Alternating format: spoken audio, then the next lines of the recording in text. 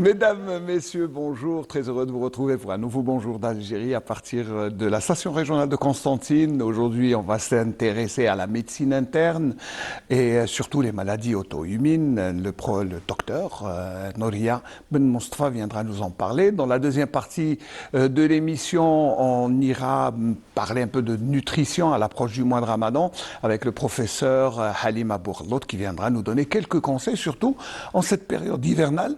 On a besoin quand même de manger pour être au chaud et surtout tenir contre le froid. Enfin, on parlera d'emploi et d'aide à l'emploi après le salon qui s'est tenu avec beaucoup de succès à Sétif. Le directeur de l'agence Nesda, Hussein Lamouri, viendra nous en parler. Voilà, c'est le programme et le menu complet de ce Bonjour d'Algérie qui va commencer, comme à son habitude, par une balade aérienne sur la ville de Constantine avec la voix du défunt الحاج محمد طاهر فرقاني الله يرحمه. الهوى عقلي طاير حين وصلت لمدينة الهوى عقلي طاير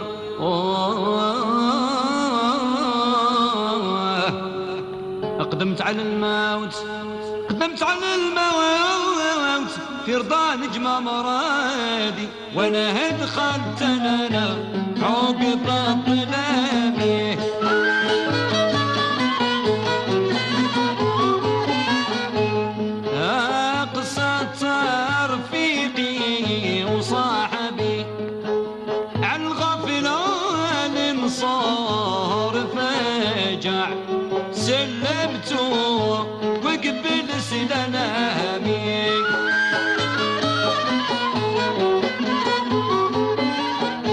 وديك الساعة عانت له الخبر قال أنا لرضاك طايع اختار اللي البلي بدنامي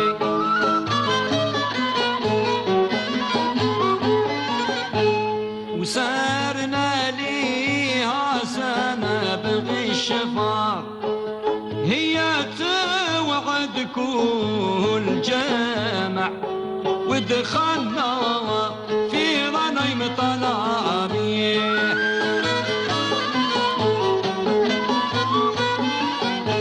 وفي عدة 20 أو كفار خبرتهم غيض المسامع قام الصوت ايش في فرافع الله يا سود الريامي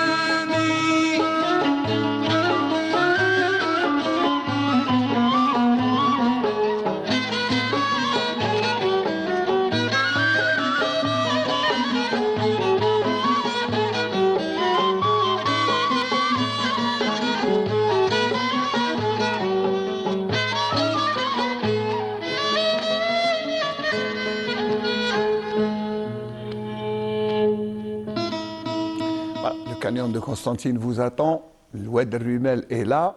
Alors n'hésitez surtout pas à venir nous rendre visite à Constantine. Bon, pas à ce moment parce qu'il pleut, mais bon, comme tout le temps.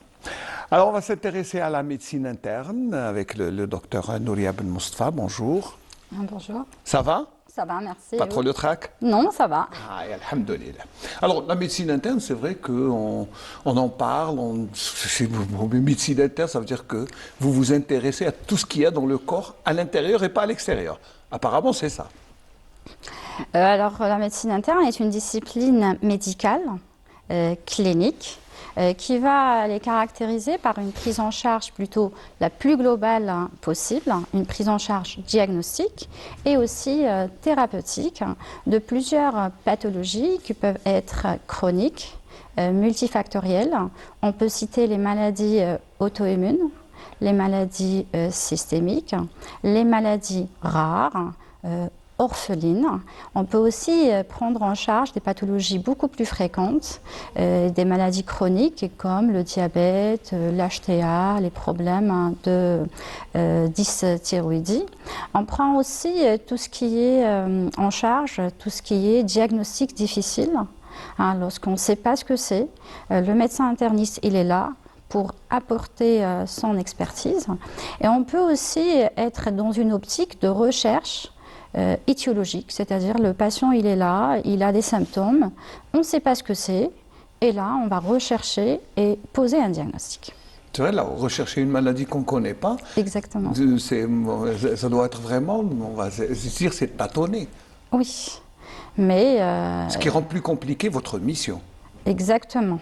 Donc il y a beaucoup de raisonnements cliniques, il y a une enquête policière très minutieuse, surtout lorsqu'on ne J'aime bien retrouve le pas. terme enquête policière. Hein. Exactement. Ça veut dire qu'on va au moindre détail. Exact. Donc le médecin interniste et le médecin expert, et il va essayer de dénouer les choses, de retrouver le fil conducteur, aller dans les détails du détail, à partir d'un interrogatoire, d'un examen clinique. Il va demander des explorations qui peuvent être biologiques, selon le contexte. Hein. Voilà, Côté- essayer de chercher. Exactement. Alors, l'une des questions qui revient souvent, une maladie auto-immune, c'est quoi exactement? Parce que bon, on comprend que c'est une réaction immunitaire du corps, mais on ne comprend pas comment. Est-ce que c'est une faible réaction? C'est une grande, moyenne? Qu'est-ce qui se passe dans une maladie auto-immune? Et c'est quoi exactement? Avant de parler de maladie auto-immune, j'ai parlé de système Le immunitaire. système.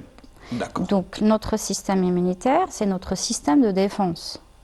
Alors notre système immunitaire, il va donc agir à chaque fois qu'il y a donc un micro-organisme par exemple, quelque chose qui est étranger à l'organisme. Lorsqu'il est introduit dans notre corps, notre système immunitaire va réagir pour attaquer Se défendre. Exactement, Voilà. se Pas défendre. attaquer, parce que là, il est attaqué. Oui. Quand il y a Donc, une intrusion, donc il est là. tout à fait. Donc, il est là pour nous protéger contre cette attaque extérieure. D'accord. Il n'est pas censé se reconnaître lui-même. Lorsque nous sommes atteints d'une maladie auto-immune, ce qui se passe, c'est que notre corps se reconnaît et il va produire, il y a certaines cellules dans notre système immunitaire, ils vont produire ce qu'on appelle un auto-anticorps. Un anticorps qui va se diriger contre les cellules de notre propre organisme. Et là, ils vont atteindre, par exemple, la peau, les tissus, les cellules et les organes. Alors pour être plus explicatif, ça veut dire que notre système immunitaire est tellement intelligent que quand il identifie quelque chose d'extérieur, il fabrique un anticorps spécialement pour ce corps étranger, c'est ça. Exact. Mais il a cette intelligence, notre corps. Exactement. Donc, il est très bien fait. Hein. Donc, ça, c'est la création du bon Dieu. Donc, il nous aide à nous protéger de tout ce qui est extérieur et tout ce qui est étranger à notre organisme. C'est pour ça qu'on explique un peu les vaccins, pourquoi on fait endormir, on faiblit un virus et on l'injecte dans le corps pour pouvoir... Voilà. Ça, on l'a appris durant le corona. Hein. Voilà. Ah oui. C'est des cours de... le corona nous a appris quand même ce que c'est qu'un corps étranger qui rentre, l'immunité. Alors, auto-immune, ça veut dire que le corps réagit. Mais comment il réagit? Des fois, il s'affole. Ouais. Il a peur quand c'est quelque chose qu'il ne connaît pas. En fait, dans les maladies auto-immunes, il n'est pas censé se reconnaître. On n'est pas notre cellules immunitaires ne sont pas censées reconnaître notre organisme. Alors là, il va le reconnaître et il va produire des auto-anticorps. Ces auto-anticorps, ils vont attaquer l'organisme lui-même, qui est une réaction tout à fait anormale. Il y a une dysrégulation de ces systèmes immunitaires. Il s'affole. Il est en déséquilibre et il va attaquer plusieurs organes. Généralement, les maladies auto-immunes, ce sont des maladies systémiques où, en fait, il y a deux types de maladies auto-immunes. Vous parlez système immunitaire et maladie systémique. C'est deux choses différentes ou proches? Il faut nous expliquer un peu ce que c'est. Alors déjà, les maladies auto-immunes, il y en a deux types. Il y a ceux qui sont spécifiques d'un organe. Il y a un seul organe qui va être atteint. Par exemple, dans le diabète de type 1. Là, les anticorps, ils vont attaquer le pancréas et le pancréas n'aura plus la capacité de produire de l'insuline. C'est pour ça que les patients ils vont déclarer leur diabète. Comment le pancréas comment les anticorps attaquent un organe qui fait partie du corps? C'est ça. C'est ça finalement. Donc normalement, il ne se reconnaît pas. donc il ne doit pas donc réagir contre lui-même. Et lorsque notre système est déséquilibré, il est en dysbiose, il va s'attaquer lui-même. Il va produire des anticorps contre lui-même. Même et là, si dans c'est un organe qui fait partie du corps. Exactement. Ça veut dire que quand l'organe est défaillant, il ne le reconnaît plus. S'il ne fait plus sa mission, ça veut dire qu'il devient un corps étranger et là, il attaque. Voilà. Oh, oui. Si on comprend, Oui, si j'arrive à comprendre. Donc, je parlais du diabète de type 1. Donc là, les anticorps vont attaquer un seul organe, qui est par exemple le pancréas, parce qu'il ne va plus produire de l'insuline et le patient, le sujet va déclarer son diabète et il aura besoin d'insuline. Le deuxième cas de figure, c'est des maladies auto-immunes systémiques. Pourquoi on dit systémique? Ça veut dire qu'il y a plusieurs organes en même temps qui sont atteints ou ils sont atteints de façon successive. D'accord, ça veut dire que quand c'est un organe, c'est auto-immune, et quand c'est... c'est plusieurs, on va utiliser le terme systémique. Il y a une maladie auto-immune spécifique d'un organe, par exemple le diabète de type 1, ou par exemple les hypothyroïdies auto-immunes, il y a uniquement la thyroïde qui est malade. Par contre, lorsque la maladie auto-immune, elle est systémique, parce qu'il y a plusieurs organes qui sont touchés et atteints en même temps. D'accord, en médecine interne, c'est vague, hein, c'est très... Alors, parce qu'il y a d'autres... si vous prenez au large aussi les hypertendus, les diabétiques, ça vous fait du boulot. Oui, énormément. Donc, mais je pense que c'est le cas de plusieurs collègues déjà qui traitent plusieurs pathologies en même temps. Alors, et vous avez dit, à la fin de votre présentation, que les maladies orphelines. Ouais. Ça veut dire quoi, orpheline? On comprend un peu, mais c'est quoi exactement? Alors, une maladie orpheline, donc la définition, si on utilise le mot, donc le terme orpheline, c'est une maladie qui peut être rare ou pas, qui peut être immunologique, génétique, infectieuse. Elle est orpheline parce qu'il n'y a pas de traitement pour cette maladie. Ou peut-être qu'il n'y a pas assez de ressources financières pour donc faire des études et aboutir à un traitement. Une maladie orpheline est une maladie qui n'a pas de traitement jusque-là. D'accord. C'est-à-dire des maladies qu'on ne peut pas. Et comment on fait avec, comment se comporte un médecin avec une maladie qui n'est pas... Il y a tout le rôle de la recherche, donc il faudra rechercher des financements. Il y a des grands laboratoires, les sociétés savantes. Il y a aussi le rôle des associations de patients. Parce que les associations, ils peuvent frapper aux portes de la tutelle et stimuler de la recherche sur ces pathologies orphelines afin de faire beaucoup de recherches fondamentales et proposer un traitement pour ce type de maladie orpheline. Vous avez dit aussi, vous avez cité les maladies rares ou non identifiées. D'accord. Alors, les maladies rares, donc la définition, elle est épidémiologique, c'est une question de quantité. Donc, l'Organisation mondiale de la santé va définir ça, le nombre de sujets atteints et les moins d'un sujet pour 2000, moins d'une personne pour 2000 sujets qui vont être atteintes. Il y a des milliers de maladies rares sur le plan mondial. Les maladies rares, elles peuvent être auto-immunes, elles peuvent être génétiques, elles peuvent être une maladie infectieuse. Les manifestations, c'est des maladies chroniques généralement. Les 3/4 des cas, c'est des maladies qui se sont présentées en enfance. Ou des fois, on va les diagnostiquer plutôt à un âge adulte. Et donc 80% des cas, c'est des maladies qui sont génétiques. La plupart du temps, finalement, on n'hérite pas seulement les biens et les trésors, mais on hérite aussi les maladies. Malheureusement. Mais aussi beaucoup de bonnes choses. Il ne faut pas être défaitiste ni pessimiste. Sinon, alors, donc, votre service, tout au long de votre quotidien, vous voyez aussi les hypertendus, même si beaucoup s'interrogent, les hypertendus, des fois c'est cardiaque, des fois c'est urologique, des fois c'est néphrologique. Alors, Je me demande qu'est-ce qu'ils viennent faire chez vous.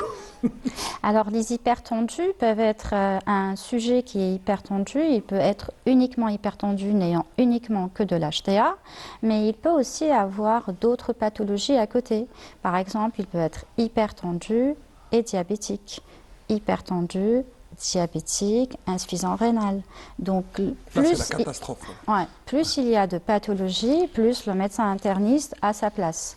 Donc, puisque nous, on assure une prise en charge la plus globale possible. Nos confrères médecins spécialistes, donc mono-organes, donc par exemple les cardiologues, les néphrologues, ils vont s'intéresser beaucoup plus à un organe. Nous, on va regarder le patient dans sa globalité. Lorsque un patient pose 2 ou 3 problèmes différents en même temps, donc c'est plutôt la place du médecin interniste qui va essayer de gérer le tout en même temps. Ça veut dire que vous êtes un peu le généraliste des spécialistes. Oh oui, À peu près. un peu. Oui, parce que puisque vous essayez de voir tous les organes de comportement vis-à-vis d'une maladie. Alors Exactement. que, par exemple, un cardiologue ne va s'intéresser qu'au cœur, et ainsi de suite pour le néphrologue, pour les reins. C'est ça, je ne me trompe pas. Très bien. Là, on a fait un peu le tour, mais il reste quand même une question, puisque vous recevez beaucoup de patients au service de la médecine interne qui ont une gangrène. C'est une des complications du diabète type 2, généralement. Type 1, pardon. Type 1. Oui, donc je vous remercie pour cette question, parce que malheureusement, dans nos services de médecine interne, surtout au côté homme, pratiquement plus de 90% de nos lits sont occupés par des pieds diabétiques. Et parce que le patient diabétique, donc après plusieurs années, ou pas que, hein, donc c'est une maladie qui est silencieuse. Ouais. Hein, la prévalence ne fait qu'augmenter en Algérie parce que nous avons changé nos habitudes. 4-5 millions de diabétiques. Oui, donc c'est 14% quand même dans la population qui est atteinte, et c'est quelque chose qui a doublé au fil de ces dernières années. Exactement. C'est parce qu'on ne mange pas sainement, on ne fait pas beaucoup d'activités sportives, on ne contrôle pas. Alors que normalement, un patient, par exemple, qui a dans sa famille du diabète, devrait regarder et checker, peut-être qu'il lui aussi il a développé un diabète. C'est très important qu'un patient diabétique parte en consultation régulièrement, fasse ses bilans de complications régulièrement, que ce soit chaque 3 mois ou une fois par an, on a un bilan des complications, on regarde les différentes atteintes, et les gangrènes, généralement, c'est la conséquence de plusieurs choses. Les artères qui se sont bouchées, alors, c'est quoi de la neuropathie. Il faut expliquer, parce que bon, c'est pas seulement quelque chose qui est noir au pied, mais il faut expliquer pour que les gens sachent ce que c'est. Donc, comme vous venez de le dire, lorsque je regarde, c'est noir, c'est quelque chose, c'est des tissus, donc nécrosés. Pourquoi ils sont nécrosés? Parce que les artères, elles se sont bouchées. Donc la personne, elle va avoir du mal au niveau de ses jambes, ce qu'on appelle nous une artériopathie oblitérante. Par exemple, auparavant, elle marchait le plus normalement possible, elle pouvait parcourir 1 km. Après, puisque les artères, exactement, ce périmètre va se raccourcir, parce que les artères, elles sont bouchées, le sang n'arrive plus en distalité, et la personne, elle est obligée de s'arrêter, de se reposer et après de reprendre plus tard. Et plus les artères vont se boucher, plus ce périmètre de marche, il va se raccourcir. Et ce qui rajoute et ce qui complique davantage les choses, c'est que les patients, généralement, ils ont une neuropathie. C'est-à-dire ? Donc les nerfs sont touchés, ils ne vont plus ressentir. Par exemple, lorsqu'ils vont s'exposer à une source de chaleur, comme un chauffage, ou lorsqu'ils vont prendre leur bain et ils n'ont pas testé encore la température, ils peuvent se brûler parce qu'ils ne ressentent absolument plus rien. Donc ils peuvent marcher, exactement, ils peuvent marcher sur un clou, ne rien sentir. Il se peut qu'il y ait donc un petit caillou qui est rentré dans la chaussure, ils ne se sont pas rendus compte de cela. Et c'est à partir des artères qui sont bouchées, des nerfs qui sont malades, on ne ressent plus. Il y a une petite lésion qui va s'installer. Et après, il y a le pied qui va être déformé puisqu'on ne ressent pas les points d'appui, ils vont être modifiés. On ne ressent pas, il y a quelque chose, il y a une plaie qui va se constituer et puisque nos artères sont bouchées, donc il n'y a plus de sang qui arrive, plus de sang et plus d'oxygène, les tissus en distalité vont commencer à d'abord devenir pâles, ensuite à devenir cyanosés, enfin, puisqu'il n'y a plus de sang et plus d'oxygène, ils vont se nécroser et devenir noirs. Et malheureusement, dans pas mal de cas, on est obligé d'amputer les patients. Donc vraiment, il y a une grande place pour l'éducation de nos patients diabétiques. Alors, pas seulement diabétiques, parce que, par hasard, hein, une fois j'ai trouvé quelqu'un qui n'est pas diabétique, mais qui avait une gangrène et qui était hospitalisé chez vous. Ouais. C'est une maladie cardiaque. Il faut dire que la gangrène, ce n'est pas seulement pour les diabétiques. Exactement, lorsque les artères sont bouchées, hein, voilà. Donc on peut faire une gangrène, hein, lorsque nous avons une vascularite, donc une inflammation des artères, on peut aussi avoir une gangrène pour une autre étiologie. Donc ça veut dire qu'il faut faire attention quand on a une plaie, surtout pour moi, les diabétiques, c'est très important de ne pas laisser les plaies ouvertes. C'est déjà, et de se prendre en charge quand on ne ressent plus rien. Exactement. C'est très important de faire ces contrôles de façon régulière. Très important qu'on éduque nos patients. Ils doivent bien examiner les pieds tous les jours. Ils doivent faire donc mettre leurs pieds dans de l'eau et du savon, bien sécher lorsqu'ils font leur ébullition, bien regarder entre les orteils. S'il n'y a pas de champignons, parce que c'est important. Exactement. Alors, il faut expliquer pourquoi. Exactement. Les champignons, c'est important, même si c'est une maladie dermatologique, mais ça vous concerne aussi. Parce que ça rentre, voilà. Donc il faut traiter tous les champignons, il faut bien regarder entre les orteils. Si jamais il y a des petites lésions, il faudra partir voir son médecin. Il va nous prescrire un traitement, parce qu'à partir d'un champignon, les choses peuvent se compliquer. Ça peut Qu'est-ce qu'on peut risquer ? Il faut le dire. Il faut dire une septicémie. Quelque chose, une infection. Et si les artères sont bouchées et les nerfs sont malades, et ça peut donc progresser davantage. Donc ça peut se surinfecter. Hein. Ça, c'est un champignon, mais si on a une petite lésion au niveau de la peau, il y a des bactéries qui peuvent rentrer. Et là, c'est l'infection du pied. Et ça peut évoluer vers une gangrène aussi. Donc c'est capital que les patients sache bien examiner tous les jours, bien regarder, mettre son pied en face d'un miroir, parce qu'on ne peut pas toujours bien regarder, on regarde en face d'un miroir. On regarde beaucoup les chaussures, on vérifie l'intérieur de sa chaussure. Acheter la bonne chaussure surtout. Oui. C'est pour ça qu'on dit qu'il y a des chaussures spéciales diabétiques, c'est parce qu'elles sont plus légères, plus amples et mieux adaptées pour la marche. Voilà. C'est pour ne pas blesser le pied du malade. Exact. Donc, par exemple, les pointures, on doit prendre une ou deux pointures de plus. On va plutôt acheter notre chaussure en après-midi parce que les pieds ont gonflé déjà.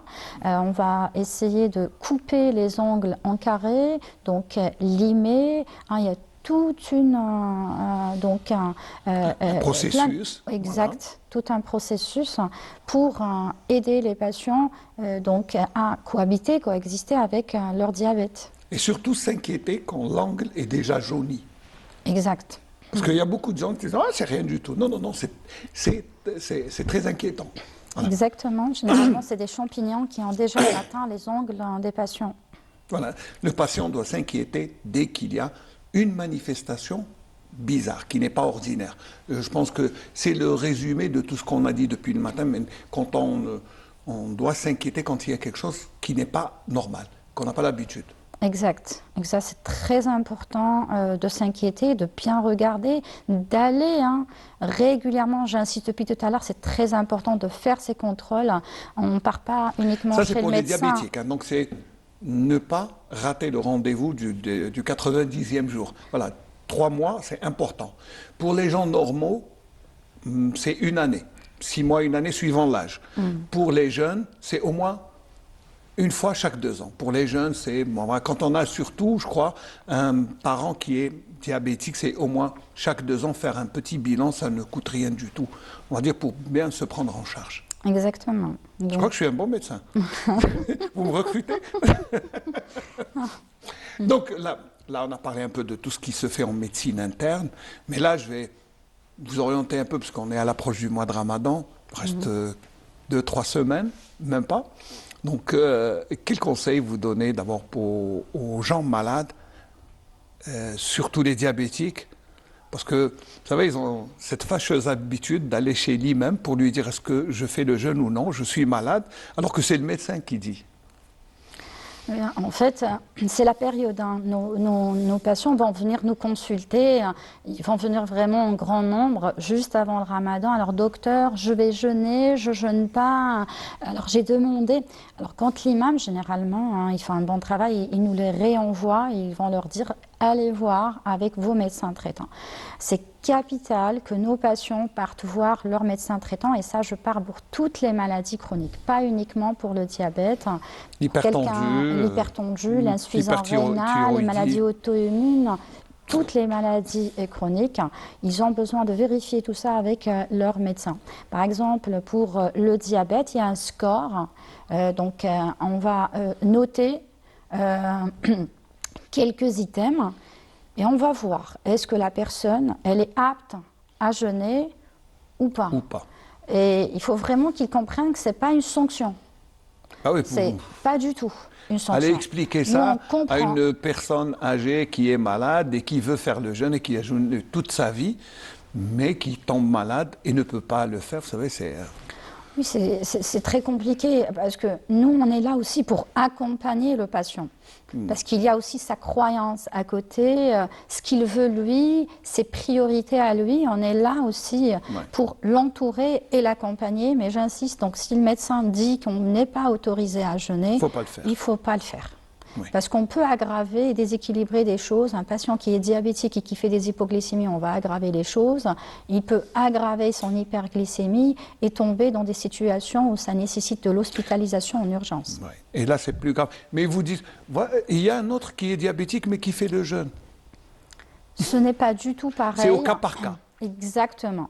Lorsqu'on est atteint par de la maladie, il y a beaucoup de patients qui viennent dans la salle, en salle d'attente, ils rentrent chez nous, ils le disent « oui, mais l'autre cas… » Non, ce n'est pas pareil. La maladie atteint les sujets de façon différente. Comme vous venez de le dire, c'est du cas par cas. Et à certains, tout le monde vous dit le type 1 pratiquement ne jeûne pas, mais certains sont autorisés à faire le jeûne. Vous vous dites, pourquoi lui? Bon, on a la même maladie, on fait tous des injections d'insuline, mais lui, il jeûne et moi pas. On a quelques patients diabétiques type 1. C'est rare pour le type 1, mais il y en a. Vous avez entièrement raison. On a quelques patients chez qui on peut autoriser, mais vraiment, il y a un accompagnement extraordinaire. C'est des sujets qui sont très bien éduqués, ils connaissent très bien au bout des doigts leur diabète, très disciplinés. Franchement, très disciplinés. Ils connaissent vraiment les choses. Mais c'est rare. Oui, c'est très rare. Mais il y en a. Donc, on en a, mais c'est rare donc qu'on le fasse, parce que si on commence à autoriser, ça va être très compliqué à gérer. Mais en général, le type 2 peut jeûner le plus normalement du monde, avec une discipline dans la prise des médicaments durant le ftour et le sahur. Puis voilà. Exact, mais après, il ne faut pas qu'il y ait des complications à côté, parce que s'il y a une rétinopathie, si l'œil est malade, si le rein, déjà, il est souffrant, si le cœur, il est souffrant, donc on a besoin de prendre ces médicaments. On ne peut pas les prendre tous d'un coup. Ils sont généralement répartis sur la journée. Heureusement qu'on va jeûner avec une nuit longue, donc on a le temps, surtout de se réveiller, de prendre un petit café avant d'aller au boulot. Bon, comme on le fait maintenant, on se lève quand même assez tôt.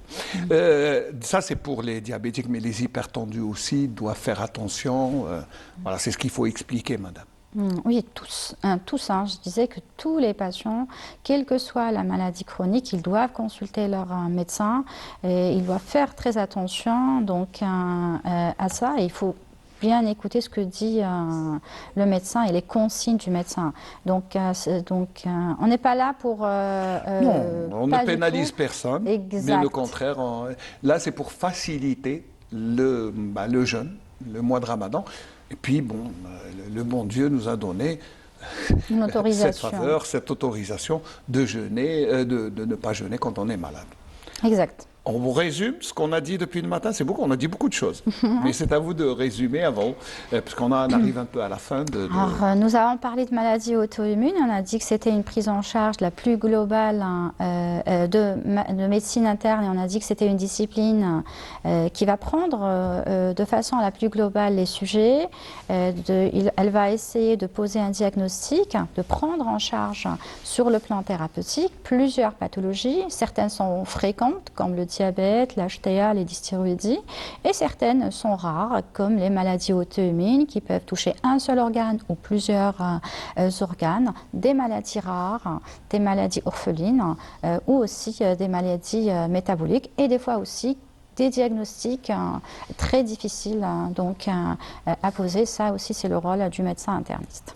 L'interniste est là pour vous accompagner puisqu'il est multi-organes. Donc voilà, il fait un peu le tour des organes. Et on en a tellement à l'intérieur. Vous savez, quand on a des fois des petits ganglions, on s'inquiète. Mais il ne faut pas s'inquiéter. Il faut aller chez le médecin d'abord et lui va faire tout le reste, c'est ça.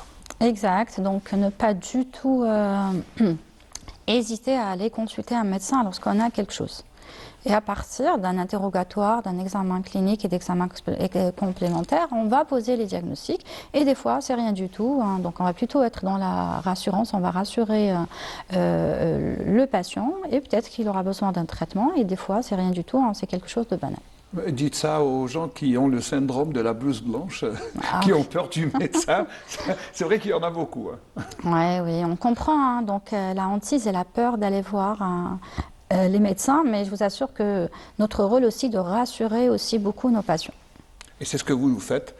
Depuis ce matin, vous êtes en train de nous rassurer un peu. Voilà, donc, mais surtout, pour le mois de Ramadan, allez consulter le médecin avant pour les gens malades chroniques, bien sûr. Tout à fait. Tout à fait, je suis tout à fait d'accord. Donc, allez consulter vos médecins, s'il vous plaît. Merci beaucoup, docteur Nouria Mustafa. Je rappelle que vous êtes médecin interniste au CHU de Constantine, qui travaille beaucoup. Exact. Et il y en a beaucoup. Mais j'ai vu quand même votre service. Oui, donc travaillant beaucoup, nous prenons beaucoup en charge plusieurs pathologies.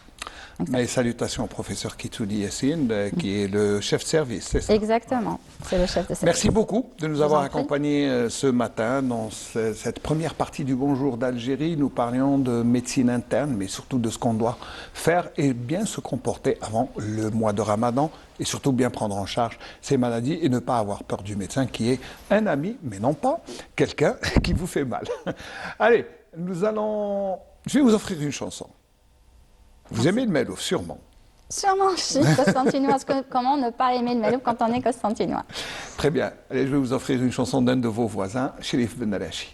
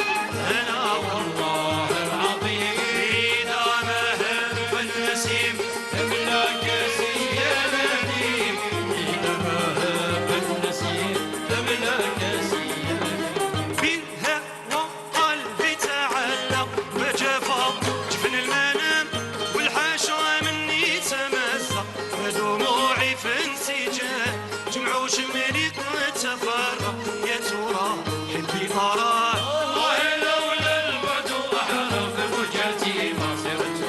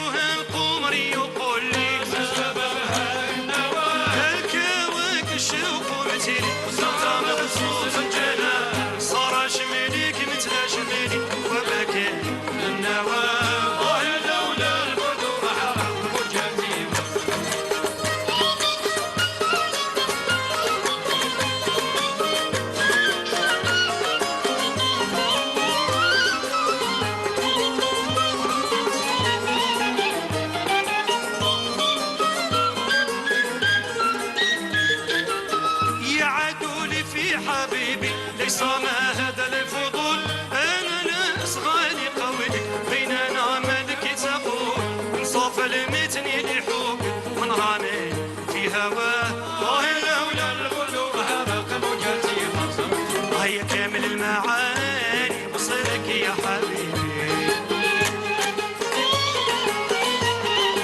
يوم كيف عهد تجاني اجعل لك نصيبي زورني يا رسولي وشرف لي محلي في بحر الهوى منهم ويدافع يا قمر والله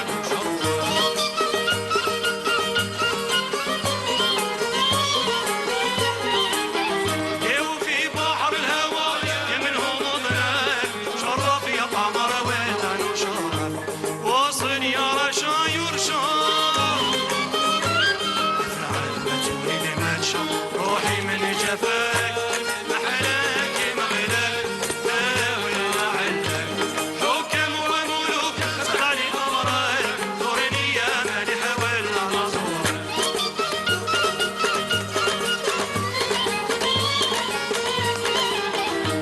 حكم وملوك اسمعني امرك زورني يا مالح ولا نصور منه وجمال حز الزين يمسك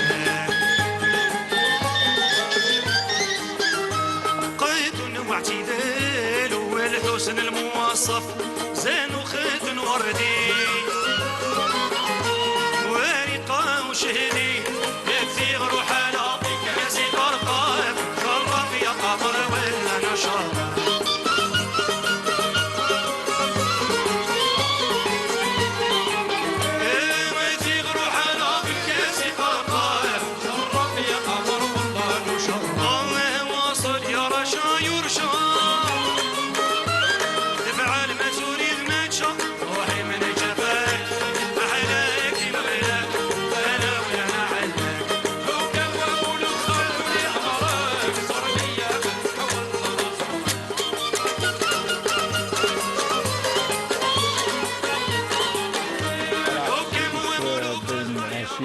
Zorni ou Lanazork, mais on attend sa visite à Constantine pour venir participer à une de nos émissions, Inch'Allah. On va parler de nutrition dans cette deuxième partie, même si on a un peu fait allusion à la nutrition qui est importante dans l'immunité du corps, n'est-ce pas, professeur Bourlot Halima? Oui. C'est ça. Ah, oui, c'est notre alimentation, elle fait partie du bien-être de notre corps. Et parmi le bien-être, c'est notre immunité, c'est le facteur important pour une bonne santé. C'est une manière de vous dire marhaba bik. Merci d'abord d'être là. Merci à vous. Bonjour, chers téléspectateurs. Donc, je suis toujours ravie d'être là avec Nous vous. aussi, on est très ravis de vous recevoir parce que vous nous donnez toujours de bons conseils pour bien se comporter. Bon, bien sûr, on a à chaque fois, on ne dira jamais assez que notre santé dépend de notre alimentation. Ah oui, notre santé dépend essentiellement de notre alimentation, de notre style de vie aussi, parce que l'alimentation, le style de vie sont les habitudes alimentaires et le style de vie, quand on parle de style de vie, c'est-à-dire que beaucoup plus l'activité physique, le rythme, la journée, etc. Et bien sûr, notre alimentation, le type d'alimentation, l'alimentation équilibrée. Donc, de tout ça dépend notre santé. Alors l'alimentation équilibrée, surtout en ce moment, il fait froid. Il fait froid. Donc on doit s'alimenter pour bien tenir. Et on a tendance à avoir plus faim, on consomme beaucoup plus qu'en été. Oui, justement, et ça c'est le problème de l'hiver. L'hiver, c'est vrai qu'on dit que notre cellule a une mémoire. C'est-à-dire qu'avant, on mangeait parce que c'est vrai quand il fait froid, on a besoin de calories pour se réchauffer. Mais ce nombre ou bien cette quantité de calories, elle dépend de notre activité physique. Le métabolisme, ce qu'on appelle le métabolisme basal ou bien le métabolisme de base, il ne change pas beaucoup. En hiver ou en été, on a besoin de la même quantité d'énergie. Donc le corps... Pourquoi en hiver on consomme beaucoup plus que... C'est une sensation parce qu'on a l'impression qu'on a besoin beaucoup plus d'énergie. Alors que non. Le métabolisme basal, ce qu'on appelle le métabolisme basal, c'est-à-dire l'énergie nécessaire pour faire fonctionner le corps en état de repos, elle est la même, que ce soit en hiver, que ce soit en été. Peut-être elle va augmenter un petit peu, même pas moins de 100 calories, c'est 3 fois rien. C'est pas une grande différence. C'est pas une grande différence par rapport aux besoins de l'énergie, parce que le corps, il a besoin de se réchauffer, il a besoin de rester à 37 degrés Celsius, et donc il a besoin d'une petite augmentation. Mais le reste, c'est une sensation, c'est-à-dire que c'est pour ça que je vous dis que notre cellule a une mémoire. Pourquoi? Parce qu'avant, c'est vrai qu'on avait besoin, parce que le travail physique était beaucoup plus important. On n'a pas le même style de vie, on n'a pas donc la même consommation d'énergie. Les mêmes besoins. On n'a pas les mêmes, bien sûr, on n'a pas les mêmes besoins parce qu'avant, soit pour le travail, soit même pour la vie quotidienne, on dépensait beaucoup plus d'énergie que maintenant. Maintenant, presque, l'homme moderne, c'est un homme sédentaire. Il ne fait pas beaucoup d'activité physique. Vous faites allusion à moi, mais c'est à tout le monde, on le fait tous. C'est à tout le monde. C'est vraiment, on est habitué. Donc la maison, la voiture, le travail. Ouais, malheureusement, c'est vraiment très peu d'activité physique. Surtout en ce moment où la journée est beaucoup plus courte que la nuit, donc on a tendance Justement, et en hiver, on a donc les nuits qui sont beaucoup plus courtes. Plutôt les journées qui sont beaucoup plus courtes, donc on ne fait pas beaucoup d'activité physique, très peu de sport parce qu'on n'a pas beaucoup de temps, très peu de sport, très peu de sorties aussi, et donc on reste confiné. On dépense moins. Comme on dit le mauvais temps, moi je dis non, c'est un beau temps quand il y a la pluie. Oui. C'est un beau temps.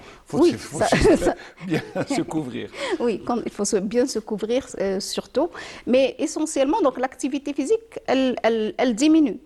Et normalement, on n'a pas besoin de plus d'énergie. Malheureusement, qu'est-ce qu'on voit chez nous, bien tout le monde, c'est dès qu'il y a le froid, on a besoin de prendre des aliments beaucoup plus gras, beaucoup plus sucrés, beaucoup plus énergétiques, une densité énergétique importante. Et donc, ça influence, et après, on le voit, après 2-3 mois, on voit que tout le monde a pris quelques kilos quand même. Généralement, la période d'hiver, c'est la période pour prendre du poids. Et en été, on perd du poids parce qu'il y a plus d'activité physique. La journée est plus longue. Les aliments consommés en été sont moins denses énergétiquement, donc il y a pas très peu, mais il y a peu de calories, les moindres, et on boit beaucoup d'eau. Et c'est très important. Ce qu'on ne fait pas en hiver. Ce qu'on ne fait pas en hiver. Et justement, parmi les problèmes de l'hiver, c'est on consomme très peu d'eau. Les gens s'oublient parce qu'on n'a pas cette sensation de soif. Et donc, les gens oublient de prendre de l'eau alors que c'est aussi important. C'est comme l'hiver, comme l'été. On a besoin de presque, on va dire, 1,5 jusqu'à 2 litres d'eau par jour. C'est difficile à consommer. C'est très difficile à consommer. Bon, c'est faisable, on peut le faire. Donc, normalement, on doit le prendre parmi les habitudes alimentaires. C'est-à-dire que je dois prendre au moins un verre le matin, un verre vers 10h, 11h. Donc, chaque 2-3 heures, je prends un verre d'eau et c'est possible de le faire. Malheureusement, on l'oublie. Et ça a des conséquences aussi sur notre santé. Spécialement de toute façon, surtout sur les reins, parce que c'est toujours ce problème-là. On a un problème énorme, déshydratation, donc on a un déséquilibre des électrolytes, on a beaucoup de problèmes de santé par rapport justement à ce manque de quantité d'eau. Finalement, l'hiver, c'est rude. Hein, oui, c'est rude et on a de mauvaises habitudes alimentaires. On a appris de mauvaises habitudes alimentaires qui ne correspondent pas à notre style de vie moderne. Donc, qu'est-ce qu'on doit faire? Alors qu'est-ce qu'on doit faire? Il faut faire quelque chose. Il y a un autre problème aussi, c'est le manque d'ensoleillement. C'est-à-dire qu'en hiver, il y a la vitamine D. Pour la vitamine D. Et la vitamine D, elle est très très importante pour notre système immunitaire, pour le développement de notre système immunitaire. Et donc, il y a un manque d'ensoleillement, on consomme des aliments, pas de mauvais aliments, mais pas les aliments adéquats. On consomme pas beaucoup de légumes, surtout, des légumes... se tourne vers les légumineuses. Les légumineuses c'est excellent, c'est excellent. C'est excellent dans notre alimentation. C'est la meilleure alimentation en hiver, c'est les légumineuses, les légumes frais surtout. Il faut que ce soit frais, quelque chose qui soit légumes. Mais on ne consomme pas beaucoup. On va beaucoup plus vers tout ce qui est dense énergétiquement. On essaye de chercher donc des aliments trop gras qui contiennent de la matière grasse, qui contiennent des sucres, etc. On a l'impression que ça réchauffe, alors que le corps n'a pas besoin de tout ça. Donc ça, c'est les problèmes de l'hiver.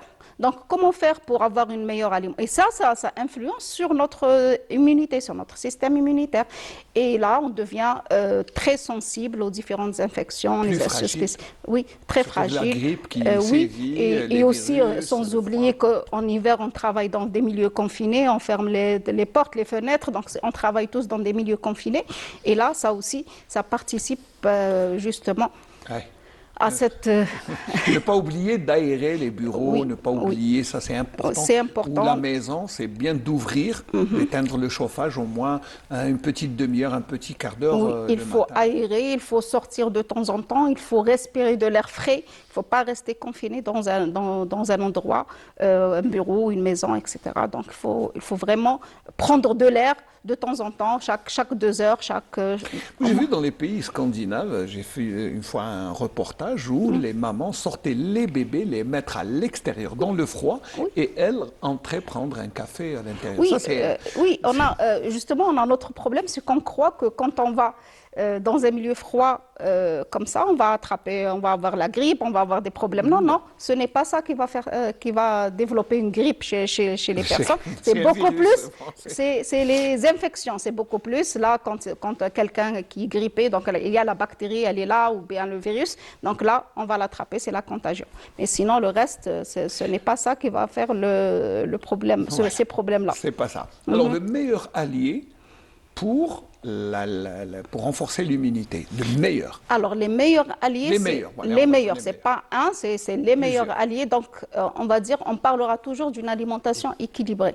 Et on revient toujours à ce problème-là de l'alimentation équilibrée. Alimentation équilibrée, ça veut dire que je dois avoir des protéines de très bonne qualité. Quand je parle de protéines de très bonne qualité, ça ne veut pas dire que je vais toujours aller vers la viande ou le poisson, mais je peux aussi les avoir les œufs sont les protéines. C'est l'excellent. C'est l'excellent. Et d'ailleurs, on dit que les protéines de l'œuf sont les protéines de référence. Les meilleures, c'est les meilleures protéines qu'on peut avoir. Surtout le blanc, pas le jaune. Non, les deux. Mais le jaune, il contient un petit peu de cholestérol, mais bon, c'est pas aussi important. On peut le consommer. C'est une fausse idée. Oui, c'est une fausse idée. On peut le consommer normalement, le plus normalement possible. Donc, même par exemple, dans certains pays maintenant, on vous dit que vaut mieux consommer, par exemple, des œufs le matin que de consommer du lait. Donc, on peut avoir des protéines de très bonne qualité de l'œuf et pas de le lait. Si, le lait aussi, ça reste une bonne source de protéines. Mais de préférer l'œuf Mais au on préfère lait. l'œuf au lait. Il y a donc donc j'ai dit les bonnes protéines, des protéines d'origine animale ou d'origine végétale, mais qui soient équilibrées. On a besoin surtout de matières grasses, de bonnes matières grasses. La bonne matière bon grasse, gras. le bon gras. Le bon gras, c'est généralement c'est Le l'huile beurre. d'olive, c'est l'huile d'olive, c'est le L'huile beurre, d'olive. c'est du bon gras, donc il faut éviter tout ce beurre qui est naturel, huile. hein, faut Le dire, beurre voilà, naturel, voilà, oui, il faut voilà. éviter tout ce qui est huile hydrogénée, donc c'est tout ce qui est margarine, tout ce qui est huile transformée, etc. Donc on a besoin aussi d'antioxydants naturels, on parlera toujours de ces antioxydants naturels qui sont les alliés de notre santé. Donc ils vont parce qu'il faut savoir qu'on vit dans un milieu très stressant, donc ce qu'on appelle le stress oxydatif, le corps il est agressé tout le temps et l'allié de l'être humain, ce sont ces antioxydants naturels qu'on retrouve. Alors ces antioxydants, on les retrouve dans tous les végétaux à peu près, on les retrouve donc dans les fruits, dans les légumes, on les retrouve là où il y a de la couleur. Donc Ouais, plus c'est jaune, plus c'est bon. plus c'est jaune, plus c'est bon, rouge, plus plus c'est orange, oui, plus plus c'est c'est rouge, orange, voilà. plus on a de la couleur. Ça veut dire que ce fruit-là ou ce légume-là, il contient des antioxydants et ces antioxydants sont nécessaires justement pour lutter contre ce stress oxydant. Ils participent aussi pour le bon équilibre de la flore intestinale, de notre microbiote aussi. Donc, Alors, un microbiote, vous citez quelque chose de très intéressant Oui. que l'on ne connaît pas beaucoup, mais qui est, on va dire, essentiel. c'est essentiel et Alors, peut-être... expliquez d'abord ce que c'est le microbiote. Alors, le En microbiote, quelques c'est, on mots. va dire, c'est la totalité de la flore intestinale. Donc, certaines études ou bien certains chercheurs, ils vont vous dire que c'est le deuxième cerveau de l'être humain. C'est le deuxième. Pratiquement. Pratiquement. Pratiquement. Oui, c'est pourquoi? Parce qu'il contrôle plusieurs activités du corps. Donc, on va parler de ces micro-organismes. Et on a donc dans le corps, il y a de bons, on va vous dire, il y a de bons et de mauvais micro-organismes. Tout à fait. Mais la majorité, c'est de bons micro-organismes. Le microbiote, il est quand même, le microbiote intestinal, à peu près, il est de 1 à 2 kg. Dans l'intestin, c'est quand même c'est une plus de quantité. 100 000 milliards de bactéries qu'on a. C'est 100 000 milliards, ça veut dire plus de 10 puissance 14 unités. Donc quand même, c'est une quantité énorme de micro-organismes. C'est la première barrière de lutte contre les agents pathogènes, tout ce qui est micro-organismes pathogènes. Ils ont une activité, ce qu'on appelle modulatrice de l'immunité. 60% de l'immunité de l'être humain, elle vient de ses intestins. Donc, un bon équilibre de ce microbiote va donner une meilleure santé pour la personne. On a même relié certaines maladies au déséquilibre du microbiote. Par exemple, on vous dit certaines maladies auto-immunes, par exemple le diabète, d'autres maladies auto-immunes, donc qui des problèmes respiratoires. Donc, c'est des maladies là où il y a un déséquilibre de ces flores-là, on voit on a même le développement de l'obésité. Donc, on a comparé des gens obèses avec des gens maigres et on a trouvé qu'il y a des différences dans leur microbiote. Alors, pour expliquer, pour être simple, il faut dire que c'est une relation, par exemple, quand quelqu'un a une constipation, ça veut dire que le microbiote ne marche pas. Ça veut dire ça veut dire qu'il n'est pas équilibré. Voilà. On a aussi certaines maladies de l'intestin irritable, la maladie de Crohn. Donc il y a plusieurs pathologies. Voilà. Il y a plusieurs pathologies qui sont reliées directement à ce microbiote, à cet équilibre du microbiote. Maintenant, comment faire pour garder son microbiote équilibré. Voilà. Équilibré. Donc là, c'est toujours, on revient à l'alimentation. Il faut avoir toujours une bonne alimentation riche en produits fermentés. C'est-à-dire fermentés?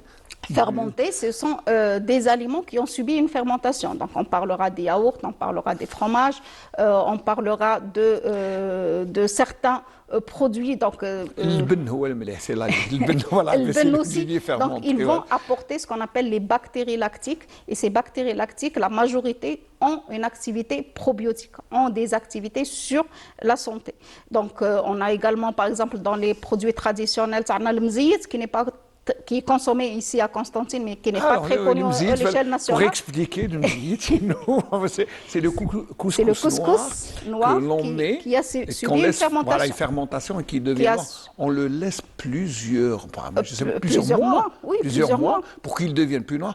Peu- C'est vrai plus- qu'il y a une odeur Il y a une odeur de fermentation. de C'est fermentation qui est un peu dure mais Il faut s'y il faut s'y habituer. Il faut Mais s'y c'est quelque habituer. chose de très bon. Le Qui est mziyet, très bon, c'est le donc, couscous noir c'est- ou le couscous, même celui de tachir. Tachir, oui, le couscous tachir, c'est aussi C'est fermenté C'est aussi. fermenté. Mais Enfin, chouïa, oui. un peu. Donc Voilà. là, c'est tout ce qui est aliment qui a subi une fermentation, une transformation par les micro-organismes. Et là, il y a le développement de ces bactéries lactiques qui vont jouer justement ce rôle probiotique. L'intérêt de ces céréales-là qui ont subi une fermentation, c'est qu'ils vont apporter avec eux donc aussi ce qu'on appelle des prébiotiques. Il y a les probiotiques qui sont des micro-organismes et les prébiotiques prébiotiques. qui sont des fibres ou bien oui, c'est des fibres généralement, c'est des fibres solubles qui sont consommées par on va dire, c'est l'aliment de ces micro-organismes qui vont, et là, il va y avoir un effet, ce qu'on appelle un effet symbiotique, une symbiose pour produire justement, pour avoir cet effet sur la santé. Donc, notre alimentation, elle doit être toujours riche en produits fermentés, en fruits et légumes, parce que c'est les fruits et légumes qui apportent ces prébiotiques, et bien sûr, comme on a dit tout à l'heure, les protéines de bonne qualité et la matière grasse de très bonne qualité. Ça veut dire qu'il ne faut pas avoir peur quand on a, par exemple, les fromages où il y a des... Non, il ne faut pas avoir peur. Le bleu, par exemple. Bah oui, le bleu, c'est parmi les meilleurs fromages qu'on peut retrouver parce qu'il contient des bactéries lactiques, il contient certaines moisissures aussi qui vont jouer ce rôle-là. Donc non, il faut pas. Camembert. Le camembert, tout Qui ce est qui est fermenté aussi. tout ce qui est fromage, ce qu'on appelle fromage affiné, c'est un fromage qui a subi un traitement, on va dire l'affinage, c'est une phase dans la fabrication du fromage qui peut durer de 1 mois jusqu'à 2 années, 2-3 années dans certains fromages. Et donc ça aide beaucoup pour le développement de ces flores-là. Et ce sont ces flores-là qui vont améliorer l'état de notre microbiote. Et on a notre fromage national qui est oui, Bouheza, oui. qui est nettement meilleur. Bon, Oui. c'est vrai qu'il a, Oui. qui a un goût un peu acide, mais qui est excellent aussi pour Oui, la- oui.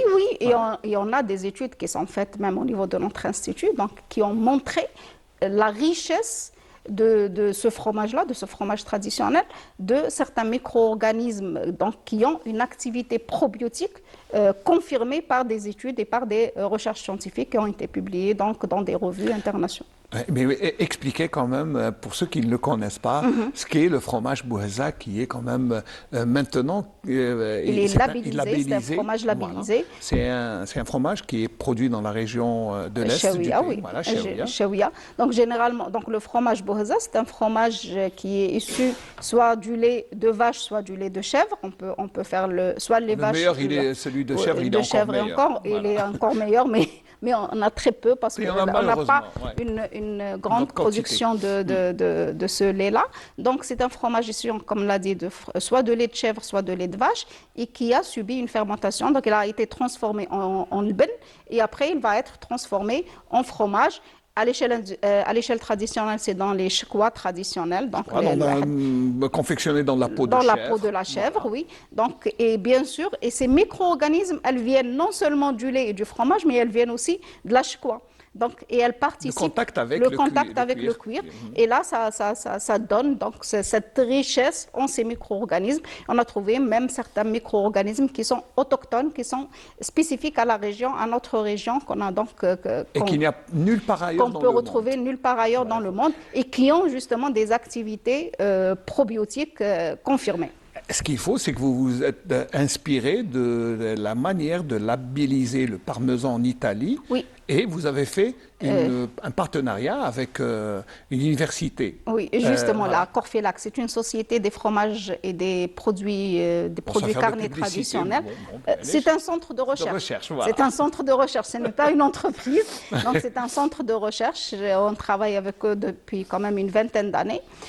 Donc la recherche sur le fromage traditionnel Bouheza date quand même de plus d'une vingtaine d'années. C'est 20 ans de recherche. C'est 20 ans de recherche et qui a donné lieu à plus d'une vingtaine de publications pour des recherches vraiment. C'est un thème de recherche dans votre institut. Oui, voilà, c'est un thème de recherche. Il y a toute une équipe de recherche qui consacre les travaux à ces fromages, justement, pour faire connaître et pour faire valoriser nos traditions et nos fromages traditionnels, tout on va dire, même à travers le territoire national. Donc on a fait le fromage Hada Bouhezza, c'est le fromage de la région Chaouia, mais quand même on est en train de faire différents travaux donc, sur les différents fromages qu'on se retrouve au niveau national. Et je crois qu'il y a beaucoup de bons fromages dans la région de Boussaada, oui, Msila. Justement, ça c'est d'autres thèmes de recherche. Il y a un autre projet justement qui se fait sur le fromage Jbn el-Gafs, qui est aussi connu, qui a eu le premier prix dans des... Jbn el-Gafs, c'est celui qui est dans les... oui,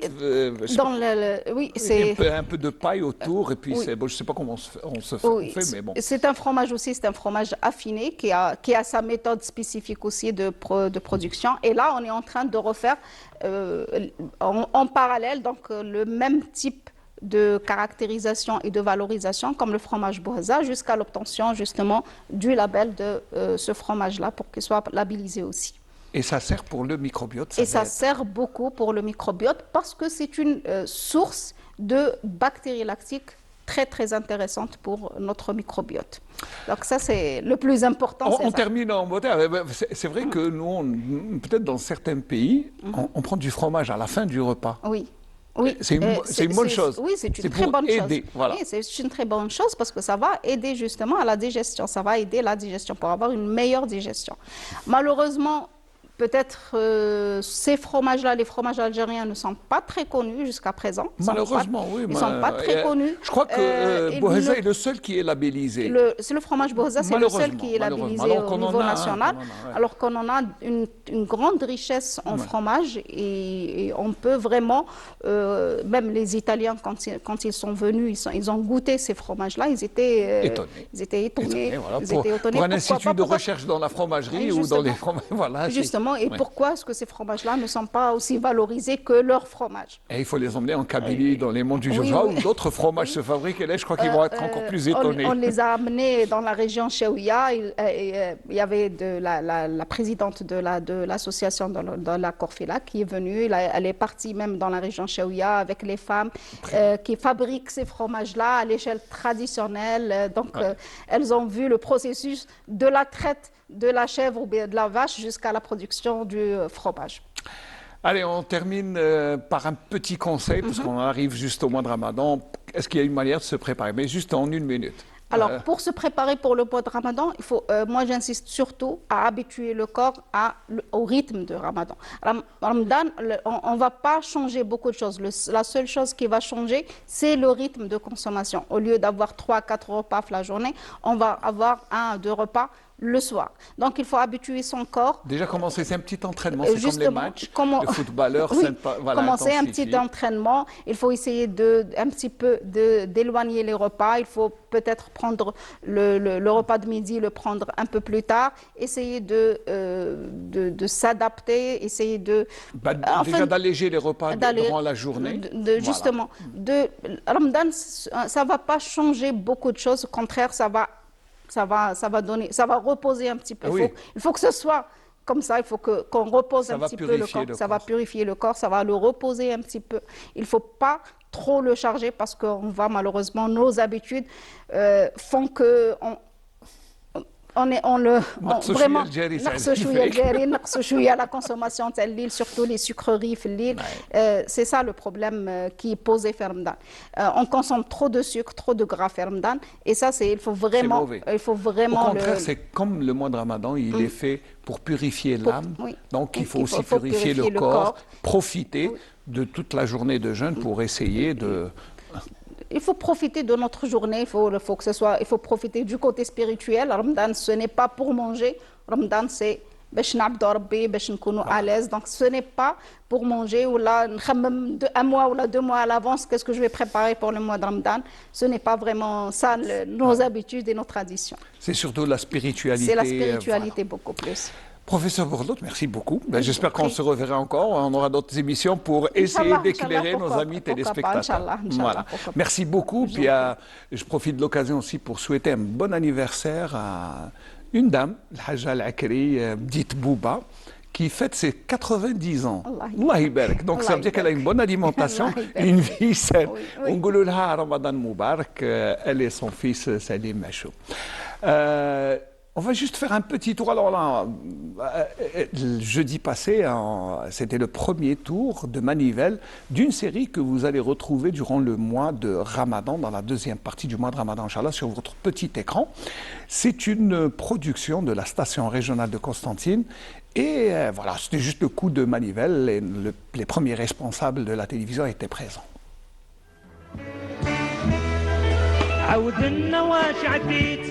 من جولة ما خليت عقدت وقت وعريت بعد محالي واللي تلهت وانا عييت من بكري اللي مشيت ما حبست بلا ما كفيت فلان ما عزيت.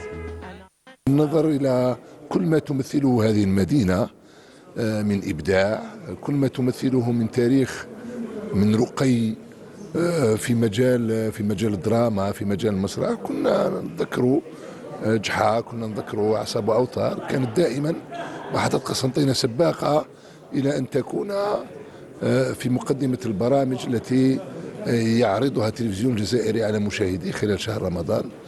فقررنا هذه المرة، خاصة بعد الزيارة التي قادت السيد الرئيس إلى قسنطينة ولقائه ببعض المبدعين والممثلين، فأردنا ولم يكن أمامنا خيار آخر إلا أن نتبع هذه الزيارة بأفعال. والفعل هو هذه السلسلة، سلسلة موزايك، التي ستعرض في النصف الثاني من شهر رمضان بالتلفزيون الجزائري، والتي أعادت إلينا كل تلك الصور الجميلة لمبدعي قسنطينة. راح نشوفوا فيها علا وزرماني وحكيم دكار وفتيحة سلطان وكل هذه القامات الإبداعية الكبيرة التي لم تعد ملكا لقسنطينة وحدها، ولكنها ملك لجميع الجزائريين.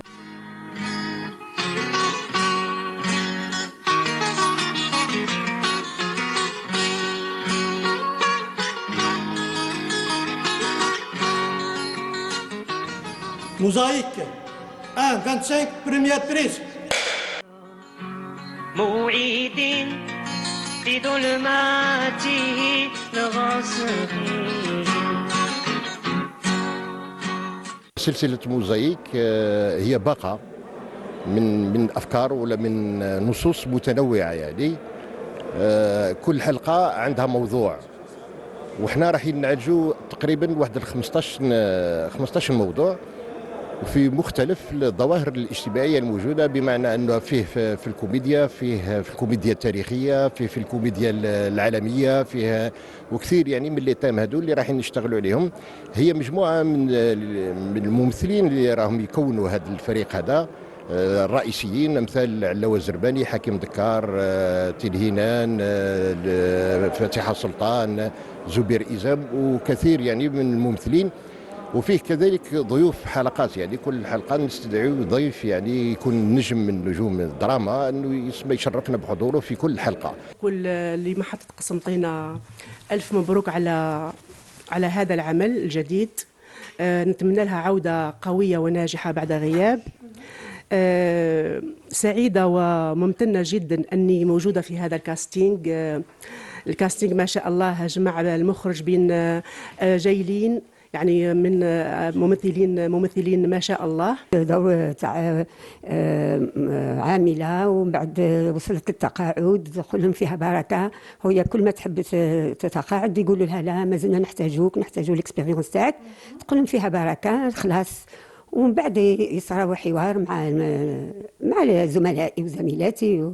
في هذه السلسلة راح تشوفوا حكيم دكار وعلاوة زرماني وتين هنان وفتيحة سلطان وزبير إزام وكثير من الممثلين قسنطينة، ممثلين تاني تاع الجهة الشرقية.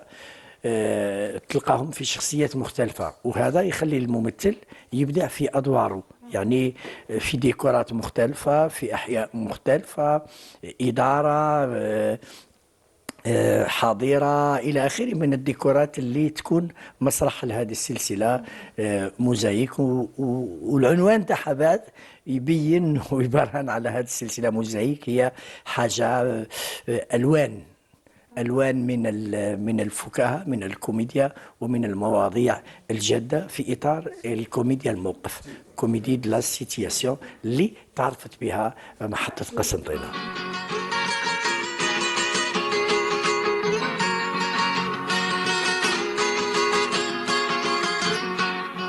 لقيتها في الطواقيت ساعة تستغنم الحاج والتوابي.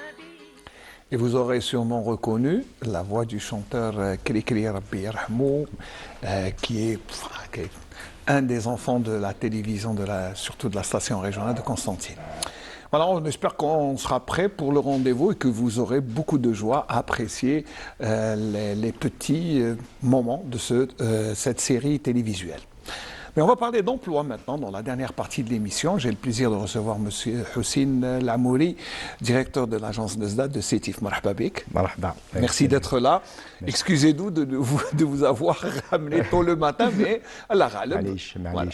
Avec plaisir et merci pour l'invitation. Je suis très ravi d'être parmi vous et un grand bonjour pour les téléspectateurs de Canal Algérie. Peut-être on va discuter. Mais bien sûr, on va discuter surtout d'emploi et d'aide aux jeunes. Oui, donc alors, d'abord on va revenir sur cet événement qui s'est déroulé la semaine passée à Sétif et qui était le salon de l'emploi, qui pour une fois a élu domicile à Sétif. Effectivement, donc cette fois-ci, il y avait plusieurs éditions donc organisées au niveau d'Alger, mais cette année, donc du 17 au 19 janvier 2026, l'Algeria Job Summit est organisé, s'est tenu au niveau du palais d'exposition Mabouda à Sétif. Ouais. Donc il y avait un engouement sur le c'est vrai que la recherche d'emploi, il y avait beaucoup d'expositions, beaucoup d'opportunités. Donc surtout. Ils n'ont pas choisi par hasard Sétif, c'est connu, Sétif c'est un pôle économique, il connaît un essor économique très important, donc il y a des jeunes talents, il y a de la recherche sur l'emploi, donc c'est pour cette raison, donc cette exposition a été organisée à Sétif, donc c'était dédié, la thématique c'était l'emploi, la formation et l'entrepreneuriat technologique. Nezda a participé dans tout à fait, vous êtes l'accompagnateur, vous êtes l'accompagnateur, il faut dire, vous êtes l'accompagnateur des premiers pas des jeunes dans la création de leur entreprise. Voilà. Donc, si je reviens à ce salon, il y avait beaucoup de participants. On a recensé à peu près 40 exposants. Donc, il y avait des organismes publics, il y avait l'université, les incubateurs, les centres de développement de l'entrepreneuriat, les opérateurs économiques. Donc, chacun, il cherchait donc, sa mission. Donc, chacun cherchait d'informer, de communiquer l'information à destination des visiteurs. Donc nous avons eu des visiteurs, donc ceux qui cherchaient de l'emploi, des diplômés, ceux qui cherchaient des curieux, d'autres, bien sûr, d'autres cherchaient les nouveautés par rapport à la création. Et notre participation en tant que Nezda à ce salon donc, était pour informer, orienter les jeunes en quête d'informations sur la création des projets dans différents domaines. On va faire juste un petit tour, parce que nous avons un petit reportage de notre ami Saïd Belounis et ses deux compagnons que sont Akram Ayadi et Walidi Khlef, juste pour avoir un aperçu de ce qui s'est passé dans ce salon.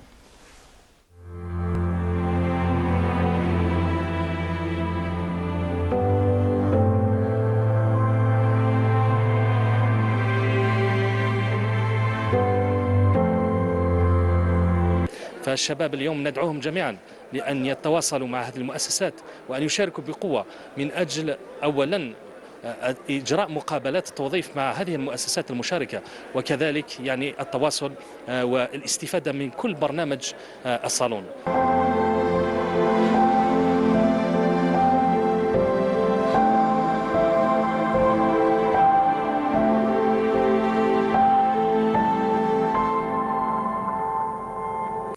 مواكبة العصرنة ومواكبة التطور ورقمنة القطاع تحتاج الجزائرية للمياه كما الذكاء الاصطناعي كما البرمجيات كما الأوتوماتيزم. لونسينا مؤخرا ثاني الذكاء الاصطناعي وإن شاء الله بربي في هذا اليوم لونسينا أكثر من 500 منصب عمل في سنة 2026 إن شاء الله. لتقديم فرص عمل للشباب المتخرجين يعني في كل الميادين المختصة بالري بالإلكتروميكانيك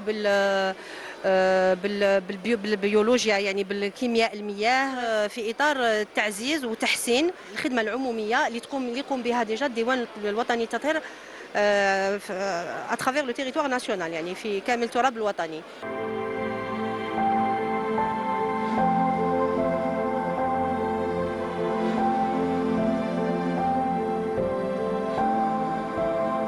هي منصة إلكترونية لبيع دورات تكوينية مسجلة 5 فروع نبيعوا دورات في اللغات دورات في السوفت سكيلز دورات في الانفوغرافيا في الديزاين في التصوير في الميديكال أيضا حاولنا أنه نخيروا أكبر الدورات اللي يطلبوهم طالبي الشغل.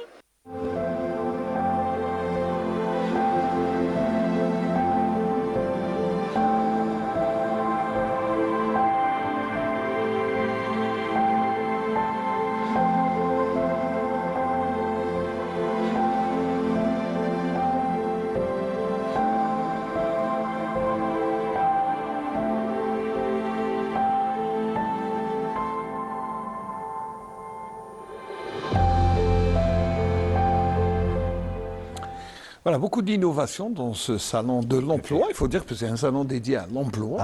Mais on a vu comment que les jeunes sont là. Si on parle de création de 500 postes annuellement, c'est quelque chose d'extraordinaire. Effectivement, donc nous avons... D'ailleurs, on était présents, on était en contact avec l'ensemble des partenaires. Il y avait des opérateurs économiques qui étaient présents, donc qui offraient des postes d'emploi, donc à travers donc le responsable de cette entreprise, donc qui a proposé de créer 500 emplois pour les jeunes, dans différentes spécialités, bien sûr. Il y avait un échange d'informations entre les partenaires.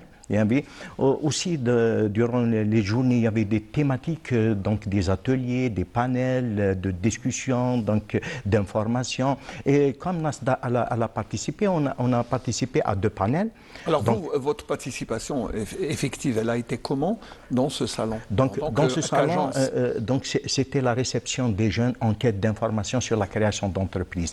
Donc nous avons, durant l'événement, donc nous avons orienté, informé les jeunes sur les possibilités, les conditions de créer un projet, les spécialités, les secteurs, donc les avantages accordés.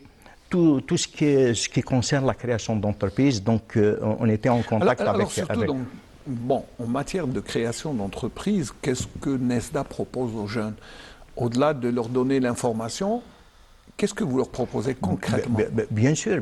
Donc, la première des choses, c'est l'information, la sensibilisation. C'est important. On ne dira jamais assez combien l'information est importante. Parce que quand on a l'information, on sait comment faire. On peut décider de choisir le bon créneau, donc de se rapprocher de Nesda.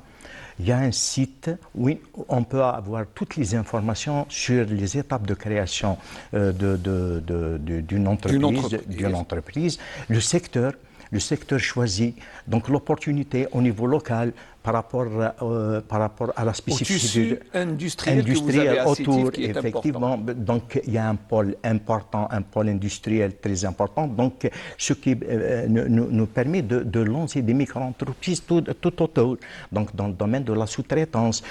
Surtout la sous-traitance, c'est ce qui est important dans le tissu économique associatif et industriel, qui est assez divers, on va dire. Ça va de l'électronique à l'industrie pharmaceutique, au bâtiment, cosmétique.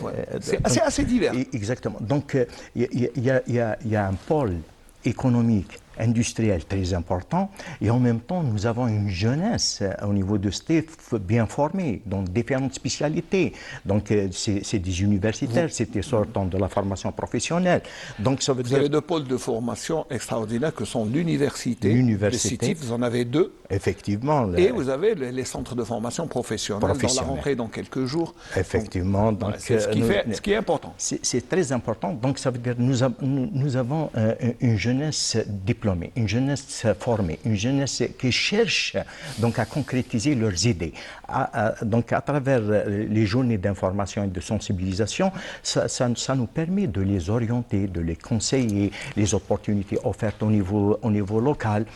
Et donc, ça veut dire les avantages accordés et les facilitations accordées à ces jeunes dans la création de leur entreprise. Allez, on va faire une simulation. Moi, je suis un jeune, j'ai une idée.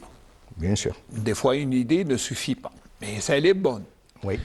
Qu'est-ce que je dois faire pour concrétiser cette idée? Donc, la première des choses, donc, on va passer par une formation intensive sur la création d'une entreprise, sur le management, la préparation du business plan. C'est au niveau des centres de développement de l'entrepreneuriat. Vous savez, donc... vous offrez cette formation gratuite. Gratuite. Voilà. Ah oui.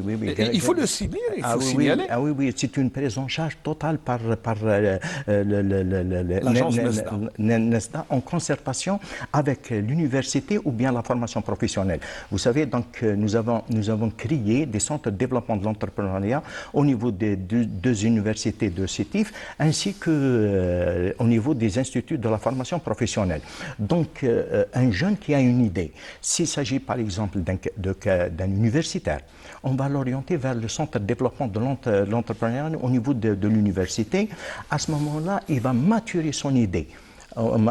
Maturer son idée pendant 21 jours. 21 jours, donc il sera coaché par des experts de l'université et ainsi que les formateurs et les accompagnateurs de NESDA.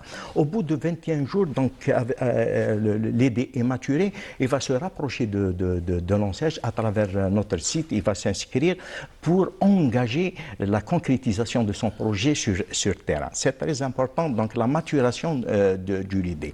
Durant cette phase de formation, donc, il sera orienté et il va simuler son projet, demander des conseils, établissement un business plan, donc étalé sur 7 ans pour voir une prospection, l'avenir de son projet. Est-ce que l'environnement est prêt à recevoir son projet, les opportunités de sous-traiter avec les grandes entreprises basées au niveau de la région, bien sûr. la région. Donc c'est ça. Et qui forment ces jeunes, les coachs? Qui sont-ils, ces coachs? C'est des experts universitaires, donc spécialisés dans le domaine du management et de la création d'entreprises. En plus des formateurs et des accompagnateurs de NESDA. Donc, durant cette ça, c'est la première phase. La deuxième phase, c'est-à-dire aller vers la création de l'entreprise en passant par les banques, tout ce qui est légal, le notaire, la paperasse. Oui. Donc, une fois il a maturé, donc il s'est fixé pour la création de son entreprise, il passera au niveau de NESDA, il va défendre son idée devant une commission où cette commission, c'est le comité de sélection et de validation des commission projets. Multidisciplinaire. Il y a la présence sur place même des banquiers. Si par exemple le projet il est validé et il est accepté, le banquier prend en charge le financement et bien sûr, ça sera la création juridique, l'établissement de registre de commerce, le contrat de location, le choix de la région, de son projet, et on va procéder à l'acquisition des équipements et le mettre en place pour ça, c'est pour les universitaires. Pour les gens de la formation professionnelle, je crois qu'il y a aussi une maison d'accompagnement de ces jeunes issus de la formation professionnelle avec le concours des agences comme vous, des mécanismes d'aide à la création d'emplois. Le même principe donc appliqué pour les universitaires, c'est le même principe pour les sortants de la formation formation professionnelle. Nous avons commencé donc l'opération après restructuration de Nesda et nous avons commencé avec les universitaires et on a continué avec les sortants de la formation professionnelle. Les sortants de la formation professionnelle, c'est des spécialistes. C'est formé dans des métiers bien précis, spécifiques et tout. Donc c'est le même processus, le même procédé pour la création de leur entreprise. Et là, vous êtes aussi pour accompagner, faciliter et surtout essayer d'écourter ces lenteurs bureaucratiques qui freinent un peu peut-être les jeunes. Effectivement, donc quand il y a des projets opportuns, il y a des projets qui créent de la richesse, des projets qui ont un avenir, Donc tous les partenaires facilitent la création des entreprises. Et par expérience, par exemple à CITIF, nous avons énormément de jeunes qui ont postulé, qui sont en voie de concrétisation de leur projet. Est-ce qu'il y en a déjà, par exemple, ceux que vous avez pris en charge durant l'année 2025 et qui sont déjà opérationnels? Effectivement, nous avons une quelques exemples. Là, par exemple. Nous avons pas mal de jeunes qui ont réalisé leur projet dans un délai très court, puisqu'il y a un accompagnement de près avec leur montage du projet, un accompagnement de notre institution. Et nous avons pas mal de jeunes qui ont réalisé leur projet. Ils sont entrés en exploitation après acquisition des équipements nécessaires. Ça veut dire que, mon Valène, ça c'est l'idéal, ça veut dire que tout va bien? Oui, il y a même... Écoutez, donc... c'est vrai qu'il y a des fois des soucis, des inquiétudes. Il y a toujours un environnement, un écosystème donc, autour de la création d'une micro-entreprise. Donc, ce n'est pas uniquement au niveau de Nesda. Donc, la création... Vous n'êtes pas les seuls, il y a plusieurs. Effectivement. Donc la création d'une entreprise, passe par plusieurs étapes. Donc, à savoir le dynamisme du jeune. Quand, par exemple, on lui demande de ramener tel document, il est facile, il le ramène. Hier, par exemple, il y a un jeune qui a une idée très innovante et il a pu ramener l'accord bancaire en une journée. Ça, c'est bien. Bien sûr. Donc, ça veut dire c'est plus fluide, on va dire que c'est plus... Effectivement. Donc, ça veut dire on prend en considération la nature des projets. Quand, par exemple, il y a des projets très intéressants, facilement concrétisables. Facilement concrétisables, un jeune dynamique, un jeune qui crée une activité qui sort de l'ordinaire, une activité très intéressante. Donc, et Dieu seul sait, Allah Iber, qu'il y a beaucoup de jeunes innovants qui ont des idées extraordinaires et qui ne demandent qu'à avoir cet écosystème favorable pour créer l'entreprise. Et Dieu merci, cet environnement est favorable. Moi, vous savez, j'ai vu des startups qui ont commencé de rien du tout il y a 5 ans. Aujourd'hui, ils sont en phase d'exportation. Effectivement, nous avons pas mal d'exemples. Je prends toujours l'exemple de CITIF. Nous avons des jeunes universitaires qui ont réalisé, qui ont par exemple investi dans le domaine du cosmétique. Et ils ont pu créer des dizaines de postes d'emploi. Même leur produit, leur produit, c'est un produit de qualité exportable. Il y a des jeunes qui ont exporter leurs produits vers les pays voisins. Donc, quand on voit des jeunes motivés... C'est encourageant pour les autres. C'est encourageant, effectivement. Peut-être un dernier mot avant de nous quitter. On arrive à la fin de l'émission. À la fin de l'émission, donc, moi, de cette occasion, je lance un message à nos jeunes qui ont des idées de créer leur projet qui se rapprochent de Nesda. Aujourd'hui, on accompagne les projets qui créent de la richesse, qui créent de l'emploi, qui participent réellement au développement économique de la région au niveau local ou bien au niveau national. Et ce n'est pas de la langue de bois. Il faut le dire, il y a toujours des projets. Il y a toujours du concret, il y a des exemples, et c'est encourageant à l'avenir, Inch'Allah. Merci beaucoup, Monsieur Hossein Lamourif. Je rappelle que vous êtes directeur de l'agence Nesda de Sétif et je vous remercie surtout d'avoir fait le déplacement de Sétif ce matin pour venir, malgré le mauvais temps. Mais moi, je dis c'est le beau temps. Hein. Moi, je dis pas, exactement. Moi, c'est le beau temps qui est le khair C'est Hossein Lamourif. Je vous souhaite un bon retour vers Sétif. Merci de nous avoir accompagnés dans cette dernière partie du Bonjour d'Algérie de Constantine. En espérant vous avoir été complet, je vais remercier l'équipe de la station régionale, le studio qui a été mobilisé depuis tôt ce matin. Il y avait à la réalisation Nabil Yagoubi et tous mes amis techniciens du studio de la station régionale de Constantine. En vous souhaitant une excellente fin de semaine, je vous donne rendez-vous, Inch'Allah, mardi prochain pour d'autres sujets qui, j'espère, vous intéresseront, comme ceux que nous avons l'habitude de vous fournir. À très bientôt.